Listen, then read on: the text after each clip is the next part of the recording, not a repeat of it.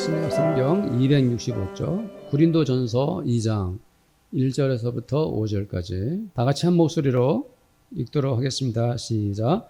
형제들아, 내가 너에게 나아가 하나님의 증거를 전할 때에 말과 지혜 아름다운 것으로 아니하였나니 내가 너희 중에서 예수 그리스도와 그가 십자가에 못 박히신 것 예외에는 아무것도 알지 아니하기로 작정하였습니다.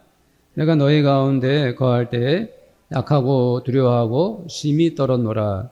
내 말과 내 전도함이 설득력 있는 지혜의 말로 하지 아니하고 다만 성령의 나타나심과 능력으로 하여 너희 믿음이 사람의 지혜에 있지 아니하고 다만 하나님의 능력에 있게 하려 하였노라. 아멘. 성령의 나타남과 능력 말씀 제목 가지고 우리 선교사님 말씀 전해 주실 때 많은 은혜 받으시기 바랍니다. 선교사님 여기 올라오시면 우리 환영의 박수를 좀 치도록 하겠습니다. 하나님 아버지 감사합니다. 이 부족한 종 이 자리에 섰습니다. 주께서 이 시간 우리에게 말씀을 주옵소서. 이로부터 내려온 생명의 떡을 먹고 영원한 생명 속에 살아갈 수 있도록 인도해 주옵소서. 아버지 하나님, 러시아와 우크라이나 전쟁을 위해서 기도합니다. 주님, 언제까지 참으시겠습니까? 이 전쟁을 언제까지 침묵하시겠습니까? 불쌍히 여겨주시고 평화를 주시옵소서. 우리 주 예수 그리스도의 이름으로 기도했습니다. 아멘.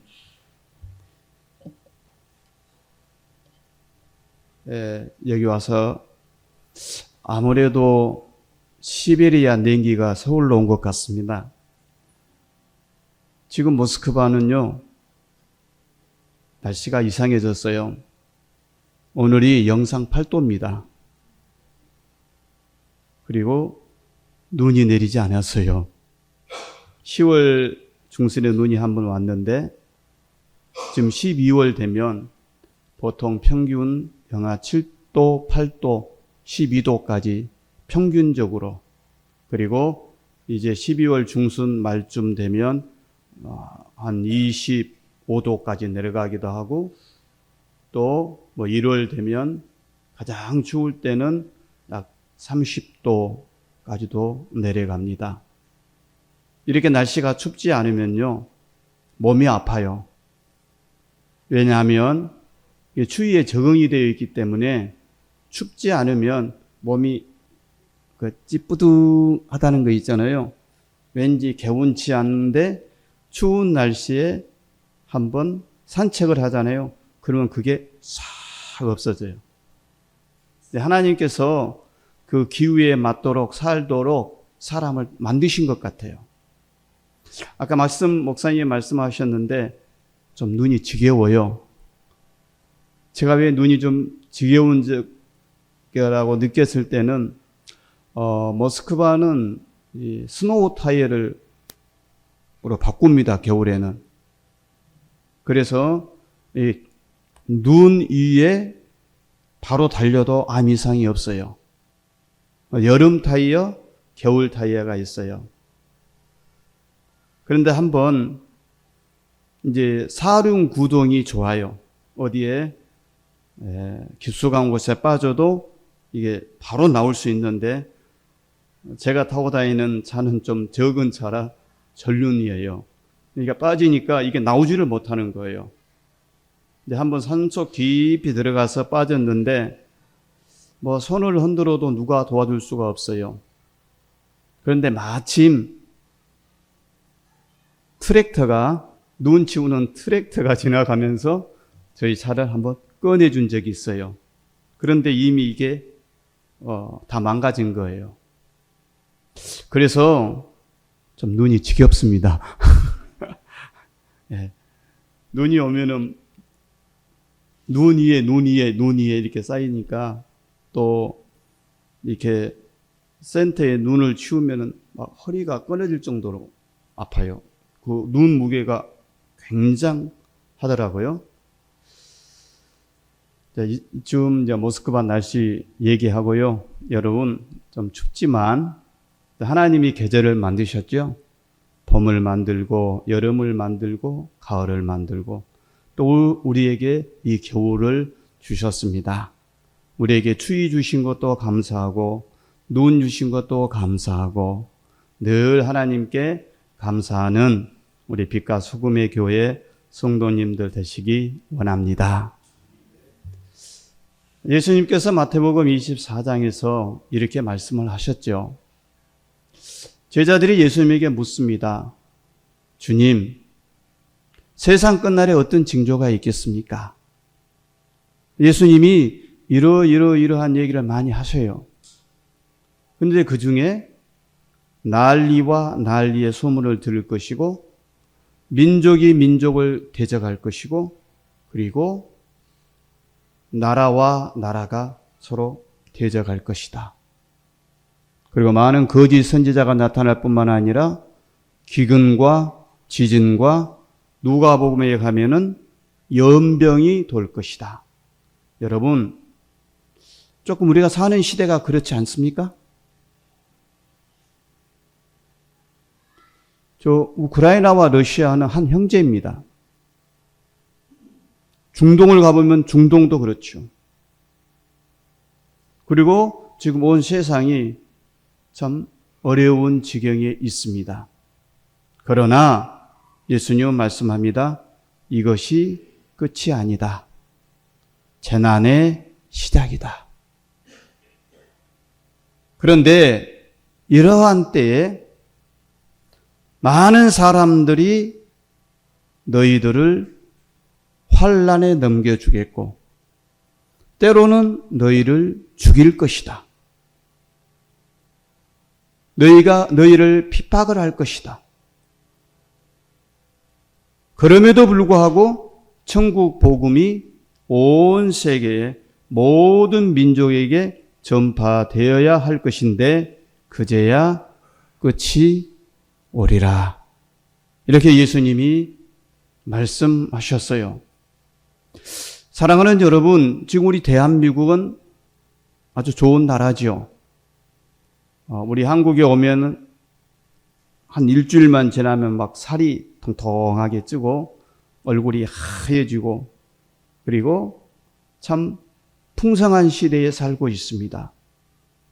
우리가 경제적으로 조금 어렵지만 그래도 하나님이 우리나라에게 이렇게 복을 주신 적은 단군 이래에 없었다고 합니다. 사람들은 그렇게 말해요. 그러나 하나님께서 언제까지 이 복을 허락하실지 우리는 누구도 모릅니다. 그러나 예수님이 분명히 말씀을 했어요. 환난을 당할 것이고 핍박을 당할 것이고 어려움을 당할 것인데 이 어려움과 함께 천국 복음이 모든 민족에게 전파될 것이다. 오늘 사도 바울이 이 고린도로 들어가기 전에 아덴이라는 곳에서 복음을 전했어요. 이 아덴은 철학의 도시예요. 그래서 사도 바울이 거기서 자기의 회심 사건, 그리고 자기가 만났던 경험, 그리고 자기가 가지고 있는 철학, 또 지식, 이걸 모두 동원해서 그들에게 복음을 전하기 시작했습니다. 자, 사도 바울은 그들과 논쟁을 하였고 또 토론도 하였고 그러면서 예수님을 증언하기 시작했습니다. 그런데 이상하리만큼 한 사람도 회심자가 없었어요. 그저 바울이 잘 말하고 말 따르니까 저분이 잘한다. 그래서 소수의 사람이 바울을 따라왔습니다. 이때 바울이 크게 낙심을 합니다. 왜 구원자가 없는가? 왜 예수 믿는 사람이 나오지 않는가? 그는 영적으로 깊은 침체에 빠졌습니다. 그리고 두렵고 떨리고 약함 속에 그 상태 속에서 사도 바울이 고린도로 들어갔습니다. 고린도에 들어가니까 고린도에는 더 큰 것이 있는 거예요.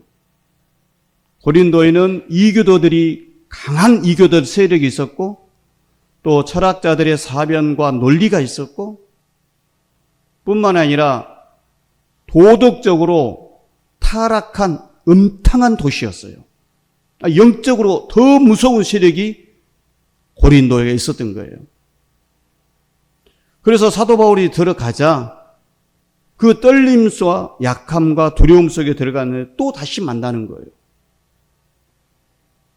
그런데 이때 사도 바울이 아주 귀중한 한 부부를 만납니다. 그 사람이 아굴라와 브리스길라와 아굴라를 만났어요. 이 아굴라는 유대인이고 남편이고 브리스길라는 로마인인데 아주 귀분이에요. 이들이 예수를 믿고 고린도에 왔는데 거기서 사도 바울을 만난 거예요. 그리고 사도 바울을 자기 집으로 초청해서 사도 바울을 보살피고 필요한 것을 제공하고 그 집에서 머물면서 사도 바울이 1년 6개월 동안 고린도에 복음을 전했습니다. 그때 그 상황을 이 2장 1절에 기록을 했어요. 자, 우리가 2장 1절 다 같이 한번 읽어볼까요? 내가 너희에게 나아갈 때 하나님의 증거를 말과 지혜로 전하지 않았다. 이게 하나님의 증거, 이것은 하나의 문서입니다. 그리고 이 문서는 하나님의 비밀이에요. 이 하나님의 비밀은 복음입니다. 이 복음을 전할 때 나는 말과 지혜의 아름다움으로 전하지 않았다. 아름다움은 러시아어로 이렇게 번역이 되어 있습니다. 초월함으로, 아주 높은 초월적 지식으로, 지혜로, 아주 아름답게, 아주 멋지게 만들어서 내가 하나님의 비밀을 전하지 아니했다. 이렇게 사도 바울은 말씀을 하고 있습니다. 2절을 봅시다. 그는 이렇게 말합니다. 예수 그리스도, 십자가에 못 박힌 예수 그리스도 외에는 아무것도 알지 않기를 원했다. 러시아어가 상당히 어려워요. 우리 목사님께서도 러시아어 접해봤지만 참 어렵습니다. 형용사가 36개로 변해요. 그러니까 남성, 여성, 중성. 내가 어느 선교 일지를 읽어봤는데 미국 선교사님들이 와서 한국어를 배우는데 또 굉장히 어려웠대요. 그러면서 우리 한국말은 도대체 어디서 왔는가? 그래서 너무 어렵고 힘들어서 이건 아마 지옥에서 온 언어다. 그렇게까지 글을 썼다는 내용이 있습니다. 제가 러시아어를 공부하는데 정말 어려웠고 힘들었어요. 제가 제일 처음에는 이제 1년 반 동안 언어를 배워서 이제 전도지로 전도를 했습니다. 제가 12월 말일주에 교회를 시작했는데 거기서 전도를 하는데 전도지 들고 가서 이렇게 말합니다. 제가 뭘 할 말이 있습니까? 말을 못하니까 야, 예수 믿으세요 이거예요. 그러면 베리지 비수사 그리스다. 이것도 안 되죠. 예? 예수 그리스도를 믿으세요. 예수 그리스도를 믿으세요. 이렇게 한 조롱하고 전도지 주면 상대방이 알아듣지 못한 말을 합니다. 지금은 이제 이해를 해요. 시터 그래요. 그러면은 이게 뭐냐면 셔터 또 이렇게 들리거든요. 이게 무엇 이런 뜻이에요. 뭐라고 이런 뜻이에요. 그러면 더 이상 말을 못해요. 왜냐하면 말이 안 나와요. 없으니까. 아무리 하려 해도 말이 안 나오는 거예요. 그래도 전도를 해서 한 달을 전도를 했는데 주일날 예배를 드릴 때 할머니 딱 한 분 나오셨어요. 그리고 거기서 예배 드리고 또 쫓겨났어요. 그리고 다시 예배 장소를 찾아서 찾고 있을 때 계속 전도를 하는데 어떤 할머니가, 알지 못한 할머니가 우리를 찾는다고 손녀를 보냈어요. 손녀를 보내서 우리를 찾는다고. 그런데 그 애가 어린아이가 많은 소녀인데 이렇게 말해요. 바바 이렇게 얘기한 거예요. 그게 뭐냐면은 할머니예요. 할매. 우리나라 말로 할매. 그러면서 손을 잡고 자기한테 끌고 갔어요. 그러면서 내가 당신들을 올해까지 봤는데 우리 집에 제가 아는 사람들이 많습니다. 그러니 언제 우리에게 와서 복음을 좀 가르쳐 주세요. 그래서 날짜를 정해서 수요일 날 갔습니다. 그런데 이만한 방에, 아파트에 6명의 할머니들이 앉아 있었어요. 그대로 있을 뿐만 아니라 아주 맛있는 음식을 차려서 놓고 포도주도 한 병 가운데 놓고 우리를 기다리고 있었고 우리는 거기서 같이 그 음식을 먹으면서 거기서 교회가 시작됐습니다. 그 교회가 지금까지 계속 오면서 내가 키웠던 제자에게 넘기고 이제 그 목사님이 되시고 목사님이 딸아이가 한 명 있는데 이제 딸아이가 30살이 먹었어요. 근데 주님께 헌신하고 목회의 길로 가기로 결단을 했습니다. 한 사람이 또 한 사람을 낳고 또 한 사람을 낳습니다. 그리고 제가 7년을 섬기고 그 교회를 이양하고 다시 저는 교회에서 나와서 이제 또 어찌 해서 한 사람을 만나게 됐고 전도하게 됐어요. 그 사람이 니야곱 바실리비치입니다. 그의 아내는 김누리자. 그래서 약속을 잡고 주일날 가서 예배를 드리기로 하고 갔는데 한 부부가 또 와 있어요. 아주 허름한 아파트에 한 부부가 와 있는데 4명이 앉아 있어요. 그래서 이제 예배를 드리기 시작했죠.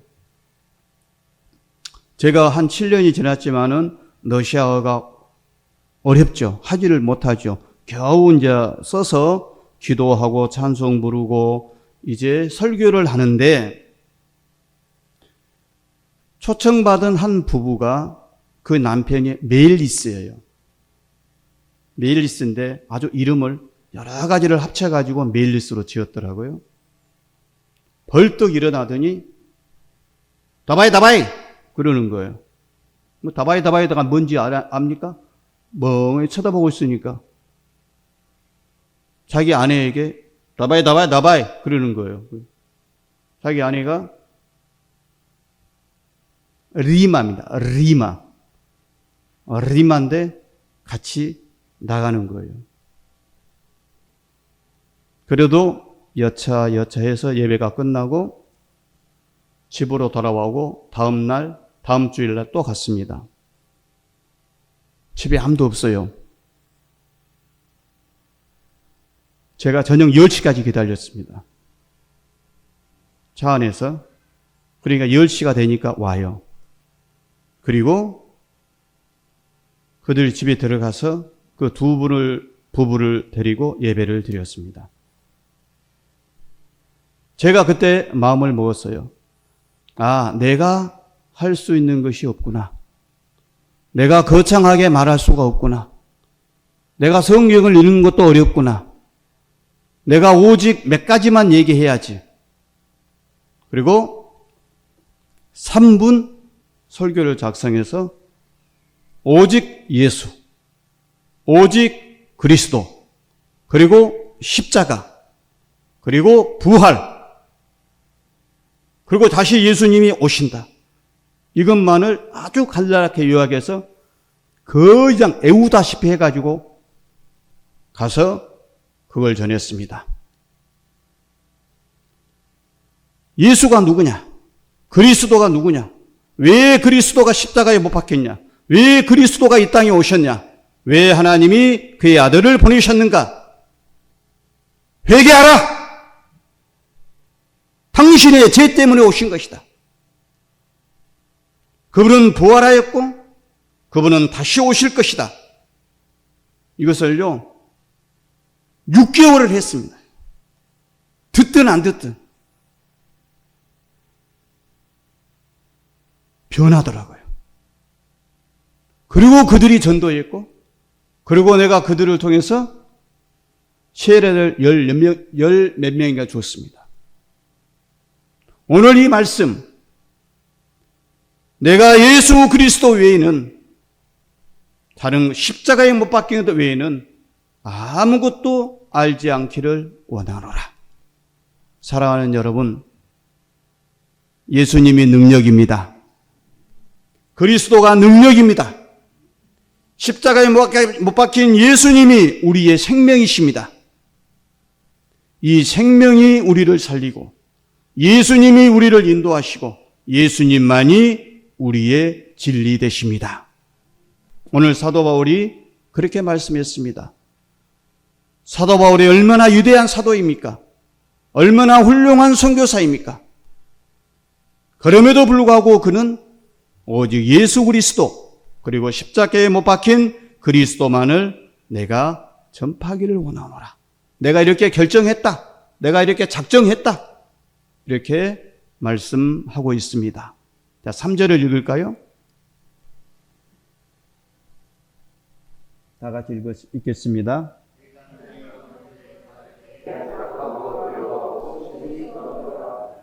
예, 저도 약하고 두렵고 떨릴 때 너무 많았습니다. 저도요, 선교지에서 이 철장 알죠? 철장에 4번을 들어갔습니다. 네. 모스크바에서 1번, 벨라루시아에서 1번, 폴란드 국경선 이쪽 브레스트에서 1번, 넘어서 1번. 그리고 20명의 청년들한테 둘러서서 돈도 뺏긴 적이 있습니다. 그 깡패들한테 둘려서. 그리고 재판도 한번 받아본 적이 있습니다. 이런 상황이 되면요, 약해지고 두렵고 떨려요. 내가 어떻게 복음을 전할 수 있을까? 내가 어떻게 하나님의 나라를 전할 수 있을까? 힘이 떨고 두렵고 약해질 때가 한두 번이 아니에요. 그때마다 이렇게 말했죠. 주님, 왜 나 같은 사람을 이곳으로 보냈습니까? 훌륭하신 목사님들, 훌륭하신 성도님들 한국에 많이 계신데 나보다 더 훌륭하신 분들이 많은데 그분들을 이곳으로 보내시고 나를 한국에 남겨두시지 나같이 연약한 사람을 두려워하고 무서워하는 사람을 왜 보내셨습니까? 그때마다 나에게 들려오는 하나의 음성이 있었습니다. 환식아, 내가 너를 사랑한다. 내가 너와 함께 있을 것이다. 그때마다 제가 힘을 얻은 적이 있습니다. 또 한 번은 참으로 두렵고 떨렸던 적이 제 아내 천미영 선교사가 거의 죽을 지경에 있었습니다. 폐렴과 같이 와서 기관에 같이 왔는데 병원에서 고치지를 못했어요. 병원에 입원해서 2주를 있었는데 퇴원해서 집에서 또 한 3, 4일 지내다 마지막 순간이 왔습니다. 제가 새벽 3시에 하나님께 마지막 기도를 했어요. 하나님, 살려주세요. 생명을 하나님께 맡깁니다. 그런데 나의 눈을 지그시 보면서 눈을 감았어요. 그리고 잠을 잤어요. 근데 아침에 일어났어요. 제가 물었지요. 어제 무슨 일이 있었는가? 그러니까 자기도 마지막이라고 생각을 했대요. 그런데 목사님이 내 머리에 손을 얹어서 기도해 줬으면 하는 생각이 들었대요. 그래 말은 못하고 속으로 하고 있는데 그렇게 손을 얹어서 기도를 했다는 거예요. 그리고 자기도 잠이 들었대요. 그런데 그 다음 아침 하나님이 깨끗이 치료를 해 주셨어요. 지금까지 아프지 않고 건강하게 살아가고 있습니다. 이렇게 아프고 또 고난이 올 때, 어려울 때 선교사가 슈퍼맨도 아니지 않습니까? 두렵고 떨리고 걱정하고 염려한 것입니다. 오늘 사도 바울도 그렇게 말합니다. 내가 두려웠다. 내가 약했다. 내가 힘이 떨었다. 그럼에도 불구하고 내가 오직 복음, 예수 그리스도의 십자가의 복음을 붙잡았노라. 또 지금은 얼마나 러시아하고 우크라이나 전쟁하고 있지 않습니까? 언제 전쟁이 끝날까? 과연 우리의 선교가 진행이 될까? 내가 이곳에서 계속 복음을 전할 수 있을까? 이 전쟁이 더 번지면 어떻게 될 것인가? 더더군다나 러시아는 한국을 비우호 국가로 정했는데 여러 가지로 어렵고 힘든 것이 많은데 또 선교사님들 오다가 들어오지 못하신 분 있고 한인들 들어오다가 한국으로 본국으로 돌아가신 분들 있고 이렇다 보니까 이런 또 상황이 이러면 떨고 두렵고 약해집니다. 그때마다 우리에게 힘 주실 분은 주 예수 그리스도인 줄 믿습니다. 그리고 여러분의 기도이고요. 자, 그 다음 4절 한번 읽어봅시다.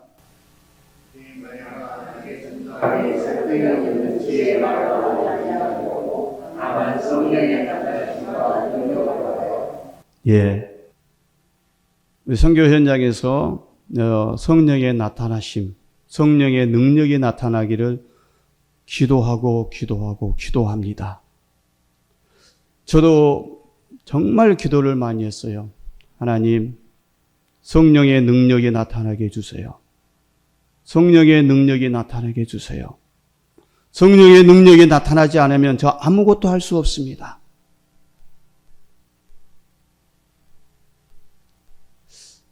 그럼에도 불구하고 하나님께서는 저를 사용하시고 여기까지 인도해 주셨습니다. 우리 잠깐 하나 볼까요? 예. 여기 목사님들 보내드렸던 거. 예, 카톡으로. 아, 그래요? 아, 잘못됐네요. 예, 그러면 제가 구두로 하겠습니다.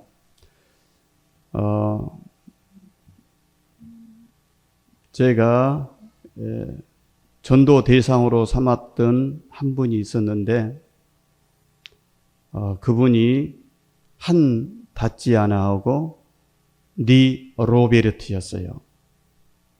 예. 근데 이분들에게 전도하려고 매일 찾아가고 애쓰고 힘써도 예수를 잘 받아들이지 않는 거예요. 왜냐하면 그 아내가 굉장히 이성적이에요. 이성적. 그리고 내가 이게 전하고 예수님 믿으세요. 또 예수님이 우리의 구주이십니다. 계속 전해도 자기는 맹목적 신앙을 갖고 싶지 않습니다. 이렇게 얘기를 해요. 그래서 내가 이렇게 목사님이 말씀을 해도 자기는 논리적으로 이해가 돼야 예수를 믿겠습니다. 그러는 거예요. 얼마나 어렵습니까? 또 제가 말도 짧은데 그러니까 어느 정도 말하다 탁 먹히는 거예요. 근데 이분들에게는 성령의 능력이 나타나야 되거든요. 성령이 역사가 있어야만 이분들이 회개를 하지 인간의 이성으로 아무리 노력을 해도 안 되는 거예요. 그래서 제가 기도하고 기다리고 기도하다가 하나님의 때가 오겠지 하면서 계속 전도하면서 접촉을 했습니다. 그런데 저희 집사님이랑 같이 이번 6월 달에 올 6월 달 어느 한 휴양소를 얻어서 6명이 그쪽으로 한마디로 놀러를 간 겁니다. 내가 집사님에게 데려가지 마시오. 그렇게 하지 마세요. 그렇게 일렀는데 데리고 갔어요. 그런데 그 다음날 내게 연락이 왔어요. 목사님, 기도해 주세요. 그래요. 왜요? 그랬더니, 네 로베르트 있지 않습니까? 예. 2층에 올라가서 날씨가 더워서 샤워하고 내려오면서 계단에서 그대로 떨어졌대요.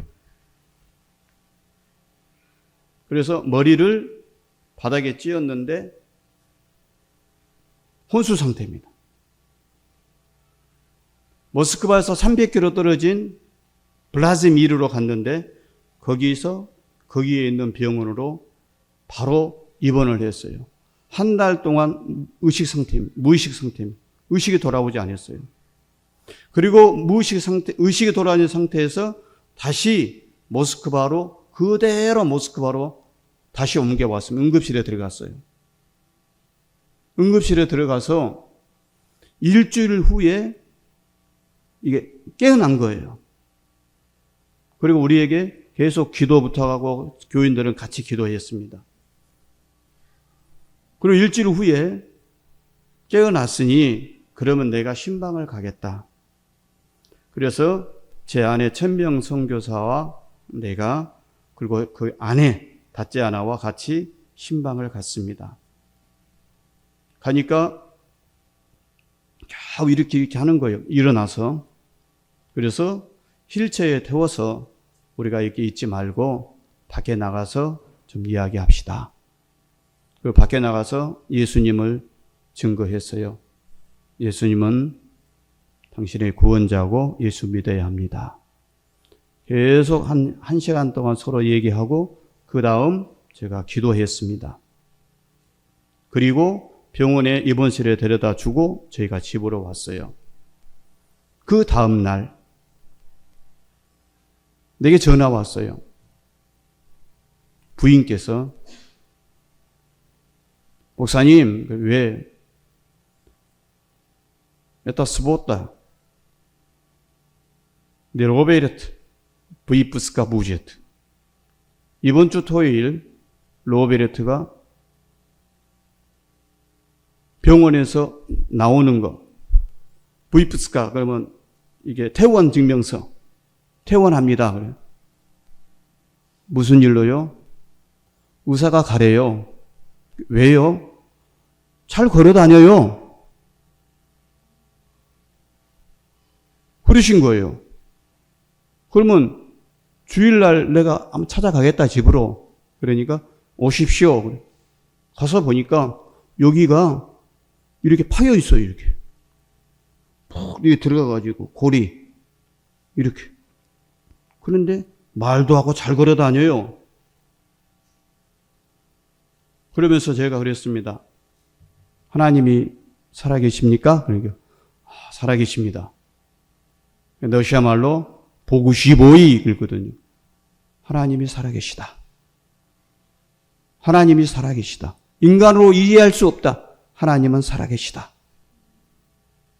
그 다음에 수요일 날 됐는데 이 부인이 한 달 반 정도 자기의 남편을 간보호하다가 몸치가 나버렸어요. 그리고 아파버렸어요. 2주 동안 아픈 거예요. 온 몸이 정신없이 아팠어요. 그래서 제가 주일날 가려고 해도 내가 목사님 볼 수 없습니다. 그래서 두 번째 주일 못 갔을 때 저녁에 저희가 가정집에서 예배 드리고 전화로 기도를 했습니다. 전화로 기도하니까 내가 한 15초 정도 기도했거든요. 그런데 그때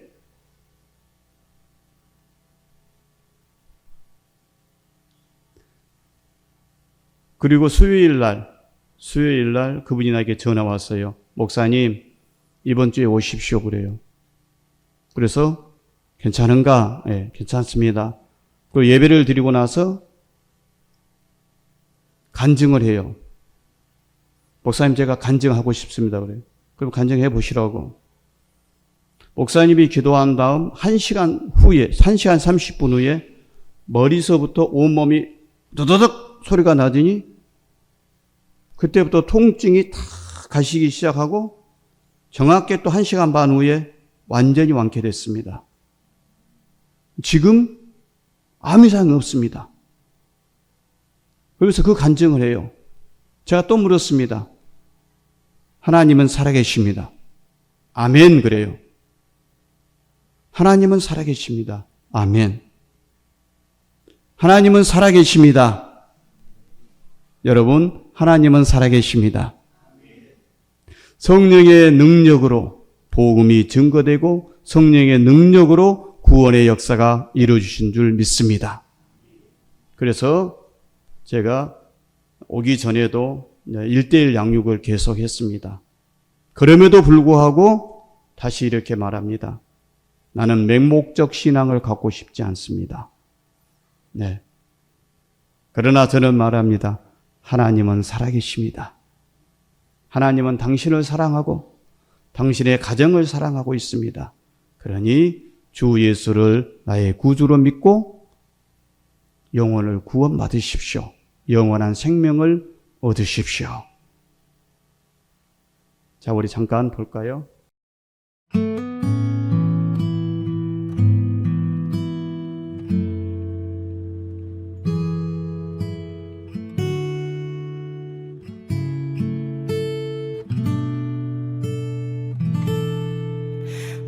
Прошлое и то, что есть сейчас. Каждый миг, что дано в жизни только раз. Этим кто-то точно должен управлять. Это не случайность, это благодать. В небе зори утром, вечером Служение. Да. Еще раз посмотрите. Жизни, управляемого Христом. Христос и уверенность в спасении и свойства Бога.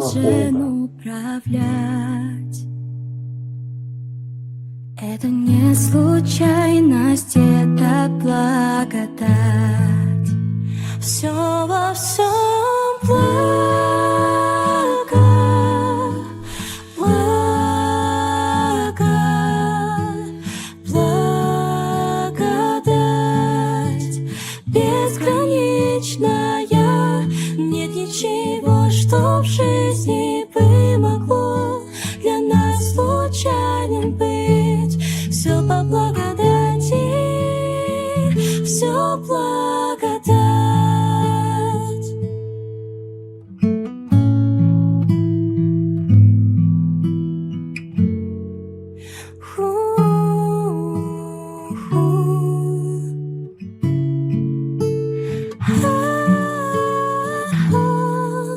Жизнь моя с биения сердца началась. Я взрослел, я строил планы, а сейчас видя Богу, наконец-то смог понять. Это не случайность, это благодать. И теперь с моим я Господом живу, Его имя прославляю и служу. Я благую весть стремлюсь распространять, и для этого нужна мне благодать. Все во всем благо, благо, благодать бесконечная. Нет ничего, что в жизни бы могло для нас случайным быть. Все по благодати, все благодать, все во всем благо, благо, благодать. 예, 아까 블루베리 나온 거 있잖아요. 거기는 마약, 기독교 마약 치료센터입니다. 거기에 자립 선교의 일환으로 해서 블루베리 300그루, 그럼 복분자 700그루, 그래 심어서 올해 3년 전에 심었는데 올해 첫 열매를 맺었어요. 앞으로 이제 거기 그 사람들의 참 어쩌다 잘못해서 마약에 빠지고 부모로부터 외면당하고 사회로부터 버림받은 사람들, 또 그걸 통해서 먹이고 또 살찌우고 회복해서 사회에 나가서 하나님의 백성으로 살도록 노동과 말씀을 통해서 치료받는 그곳에 만든 것입니다. 네, 기도하겠습니다. 하나님 아버지 감사합니다. 빛과 소금의 교회 언제나 잊지 않고 항상 러시아를 위해서 기도해 주심을 감사합니다. 우리 성도님 한 분 한 분 가정들을 축복해 주시고 저들의 사업들을 축복해 주시고 천국 복음이 모든 민족에게 전파되는 그날까지 주의 영광을 위해 살도록 인도해 주옵소서. 살아계신 아버지에게 감사합니다. 예수님 이름으로 기도했습니다. 아멘. 지금은 우리 주님 예수 그리스도의 은혜와 하나님 아버지의 사랑하심과 성령님의 교제하심이 성령에 이끌려 그 복음을 전하고 그 복음대로 살기를 원하는 이 자리에 함께한 우리 모든 성도들과 우리 성도들의 가정마다 그리고 그들의 일터 위에 또한 우리 최한식 선교사님과 그 선교지 위에 지금부터 영원토록 함께 있을지어다. 아멘.